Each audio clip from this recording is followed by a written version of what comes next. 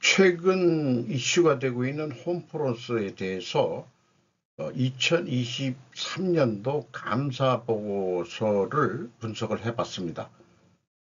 매출은 5%가 증가했는데 영업 손실이 23.3% 개선됐어요. 상품 회전율은 10.5회전이고 손익분기점 매출 실현을 위해서는 상품 회전율 12회전은 해야 한다라는 견해를 밝히면서 진행하도록 하겠습니다. 이 감사보고서이기 때문에 재무제표 감사에 대한 감사인의 책임이라는 제목으로 회사가 공시한 내용인데요. 한영회계법인에서 제출한 것을 공시를 했습니다. 왜곡 표시라는 것이 이제 뭐 숫자가 잘못됐든지 이런 것들인데, 이런 왜곡 표시가 이용자의 경제적 의사결정에 개별적으로나 또는 집합적으로 영향을 미칠 것으로 합리적으로 예상되면 그 왜곡 표시는 중요하다고 간주된다. 이런 표현을 보면은 약간 좀 오차가 있더라도 영향을 안 미친다면 그냥 감사인들은 그냥 넘어가겠다는 뜻인지 잘 모르겠습니다.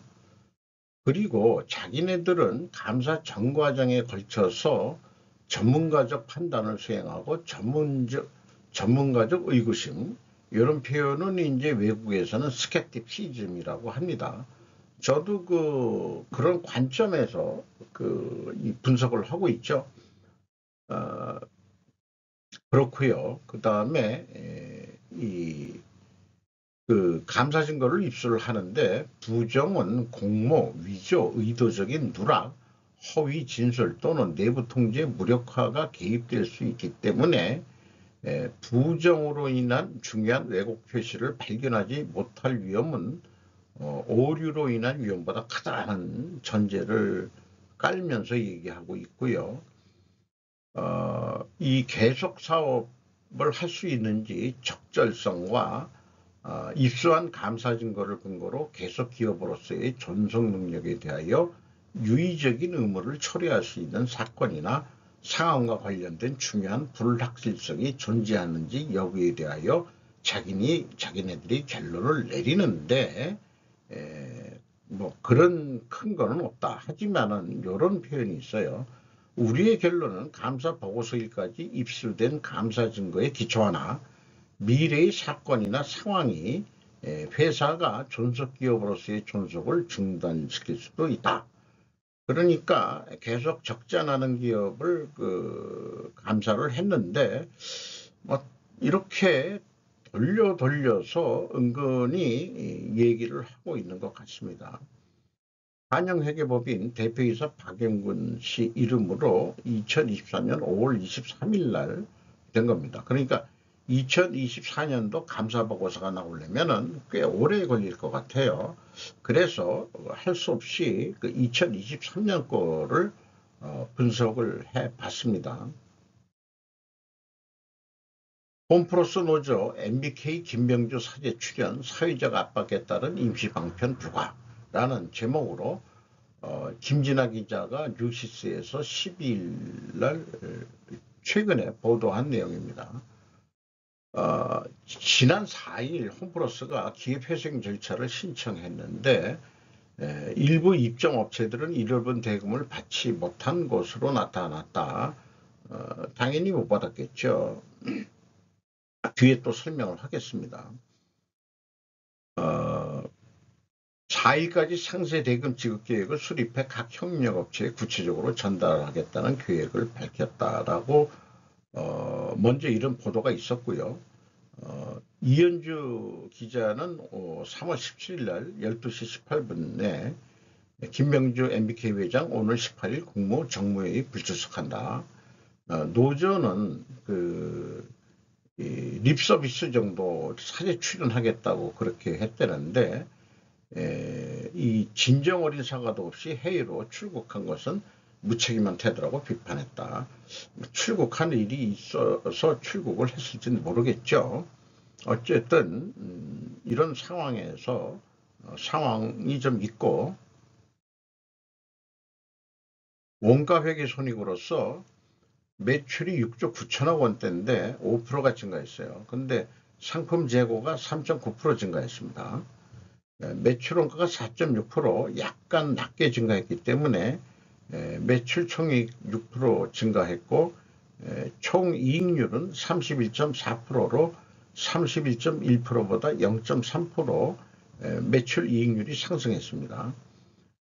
판매 관리비는 2.7% 증가했고요. 근데 그 관리 비율은 0.8% 내려갔어요. 그래서 영업적자 1994억 원으로 전년도 2600억 원보다 23.4%가 개선이 됐습니다. 매출 이익률, 이걸 슬픈율이라고 볼 수 있겠는데 31.4% 수준으로는 영업적자가 불가피한 마진율이냐. 그러면은 어느 정도 매출이 돼야 31.4% 그 매출 이익률 가지고 이익을 낼 수 있겠는지 그 맨 뒤에 가서 한번 소개를 해보도록 하죠. 그리고 고정비 성격인 판매관리비는 매년 조금씩이라도 증가할 수밖에 없는 것이라면 말이죠. 슬롯 회계와 상품 유통업인 경우에 가공비가 배부되는 재고자산이 없으면 원칙적으로는 영업이익이 같게 나옵니다. 표시하는 방법이 약간 틀리지만은 용어도 좀 틀리고, 매출에 비례하는 매출 재료비는 4조 7,456억 원으로 4.6%, 매출 원가하고 똑같죠? 0.4% 내려갔어요. 여기서 우리는 그 상품 매입 가격이 하락했다라고 추론해 볼 수 있겠습니다. 스루프 금액상으로도 올라갔고 스루프율도 0.3% 상승했습니다. 운영경비가 2.7% 증가했어요. 그래서 이 스루프 나누기 운영경비가 TO의 생산성인데 0.92로서 0.03포인트가 상승했습니다만 1 이하면은 적자라는 얘기죠. 그래서 슬픈 영업이익도 원가회계 영업이익하고 유사하게 나오는데 2,800만 원 작은 수치입니다. 이것은 일부 판매 상품에 제조 가공비가 들어가고 있다는 의미가 되겠습니다. 재고자산 명세를 보면은 상품이 그 171억 원이 증가했어요. 전년도보다 더 증가했죠. 재고를 줄일 방법이 뭐 없을까? 많이 팔면은 재고가 줄지 않겠냐? 근데 늘고 있죠. 비용의 성격적 분류 내용을 분석을 해보면은 A 재고자산의 변동 마이너스 152억 원인데 이건 재고가 증가했다는 뜻이고요. 상품 및 원료 부재료라는 게 있습니다. 근데 재고 명세에는 그 원부재료 이런 게 없죠. 이런 표시 왜곡, 아까 그 감사인이 표현한 대로 모르면은 영향을 미칠지 안 미칠지 그 정보 이용자가 어떻게 알겠어요? 감사인이 설명을 해줘야 하는 거지. 감사 보고서를 제가 감사하고 있는 것 같네요. 그러니까 그 재고 계정에 원부재료도 없는데 거기에 여기에는 비성분에는 왜 원부재료가 나오느냐? 뭐 기타 자산이라고 있기는 있습니다. AB를 더한 매출원가 재료비는 4.6% 증가했고요. 운영경비는 2.7% 증가했습니다. 이 운영경비에서 판매관리를 뺀 금액이 79억 원이 뭔가 그 가공을 하는 것 같아요. 그래서 홈플러스에서 파는 신선식품류 쪽 아닌가 이렇게 생각을 해보게 됩니다. 그래서 1단계 재고자산의 변동금액 비교를 해보면은 이 상품 재고자산은 제가 재고자산 명세에서 뽑은 금액이고 비성분 회사가 제시한 건데 19억 원 차이가 났죠. 대비 감사인이 표현인 왜곡 표시의 결과인데 그것이 정보 이용자의 의사결정에 영향을 미친다면 중요하다고 간주한다고 언급하고 있습니다. 그대로 읽으면 매출원가를 줄여 요게 이제 그 비송건에 와서는 마이너스 171억 원이 돼야 되는데 151억 원뿐이 안 되니까 한 20억 원, 19억 원을 매출원가를 줄인 거죠. 그래서 어차피 영업손실이지만은 조금이나마 영업손실을 더 줄이려고 이렇게 한 거 아니냐. 근데 전년도에는 또 반대예요. 따라서 제가 생각하기는 재고자산의 변동 기준이 뭔가 잘못된 산출을 있다는 것으로 해석이 됩니다. 외부 감사인으로서 이런 것들은 왜 쳐다보질 않을까, 그런 생각을 해보게 돼요. 영업이익에 영향을 미치는데 말이죠. 그래서 총 투입 비용도 동일한 금액으로 차이가 나고 여기 생산 재료비인데 그 상품 재료비라고 그냥 얘기를 해도 될 것 같습니다. 그리고 재고자산 회계 투명성은 입증이 됩니다. 경영평가 지표로서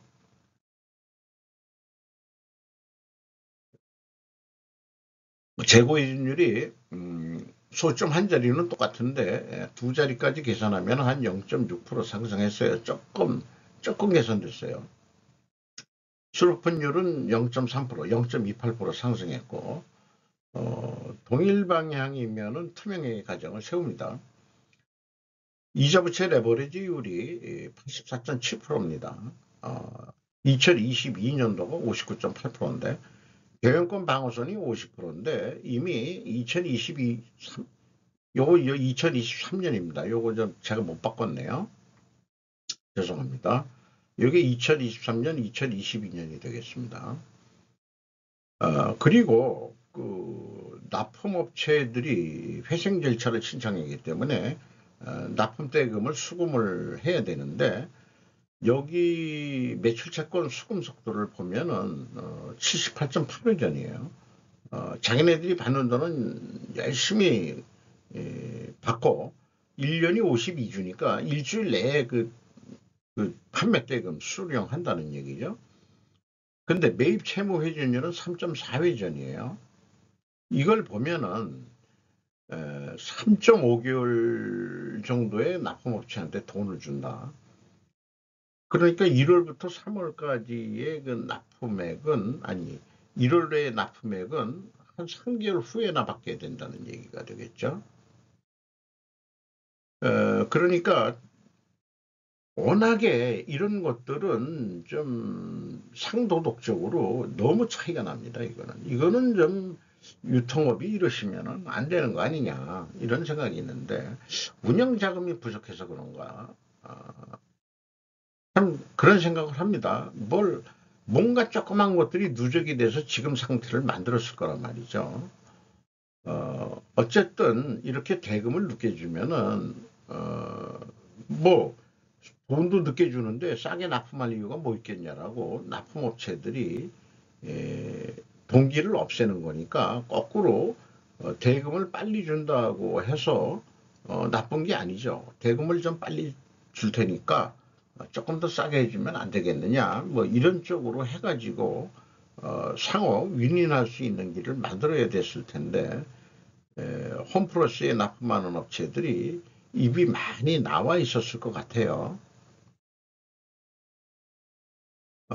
회계 투명성, 근데 원재료, 그러니까 상품 매입 가격 하락이나 판매 가격 인상은 확인해 볼 수는 없겠습니다. 그래서 손익분기점 매출액이 어느 정도 돼야 홈플러스가 되겠느냐? 그러면은 운영 경비가 2.7% 증가했는데 2024년도는 2%만 증가한다고 봤을 때, 그리고 영업이익은 제로라고 했을 때 2024년도가 7조 7천억 원은 해야 손익분기점이 될 거다. 거기에 상응해서 매출 재료비가 12.3% 증가해야 된다. 여기 매출 증가율하고 똑같죠? 그렇게 하면 똑같은 금액이 나오게 됩니다. 그렇게 되면은 그 매출액 자체는 그 12% 정도 상승하게 되고요. 마진율은 변동이 없다고 봤습니다. 32.5%. 7조 7천억은 해야 이익분기점, 손익분기점이 나온다. 그래서 회사가 경영자들이 회사한테 약속하기를 7조 7천억 정도 매출을 하면은 손익분기점까지 2024년도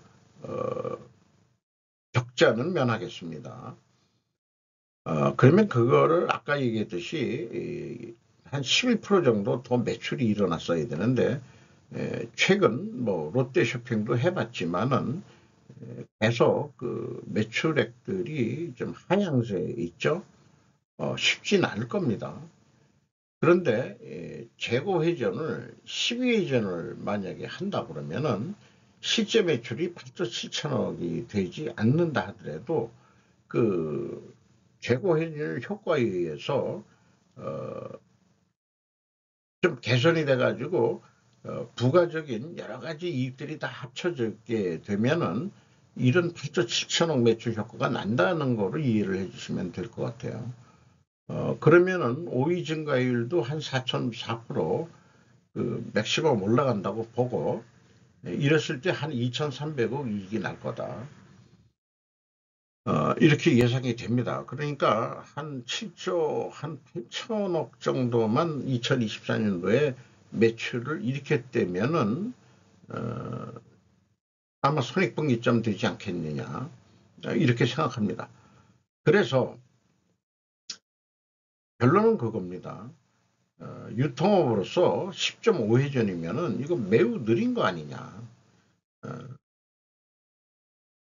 그 진짜 재고 실사 진짜 해봐야 되는데 과연 이만큼 있는지 12회전을 하는 방법을 이건 경영혁신 등을 해서 직원들이 구매하는 쪽하고 판매하는 쪽하고 3자가 맞아가지고 제대로 그 해줘야 12회전을 할 수 있을 거라고 생각을 합니다. 어쨌든 홈플러스는 재고 관리에 실패했다고 볼 수 있겠습니다.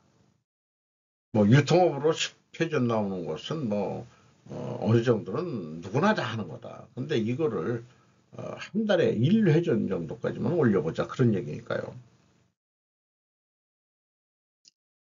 세후현금 순이익으로서 1번 5,948억 원을 벌었어요.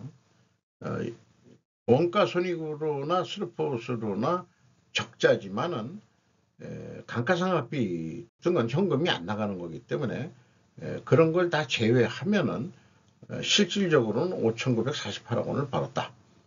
근데 쓰는 돈이 더 많아서가 문제겠지만요. 두 번째 EMS 영업활동으로 유입된 돈은 6,913억 원이 들어왔었고 최종적으로 1,945억 원의 현금을 벌었습니다. 그리고 잉여현금으로서 채권자한테 1,361억 원을 갚았어요. 갚았음에도 불구하고 이자 부채 레버리지율이 어떻게 84.7%로 크게 뛰었느냐. 2022년도가 59.8%인데 이거를 우측에 보면은 이 단기 차입금요 1조 1천억으로 4천억 정도 있었는데 한 7천억 정도가 늘어났죠.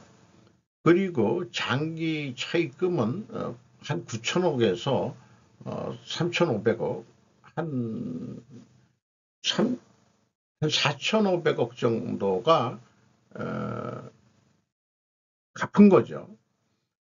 그 일부 이 단기 차입을 해가지고 장기 차입금 그 약속된 날짜에 그 갚으려고 차입을 해서 그 빚을 내서 빚을 갚았다.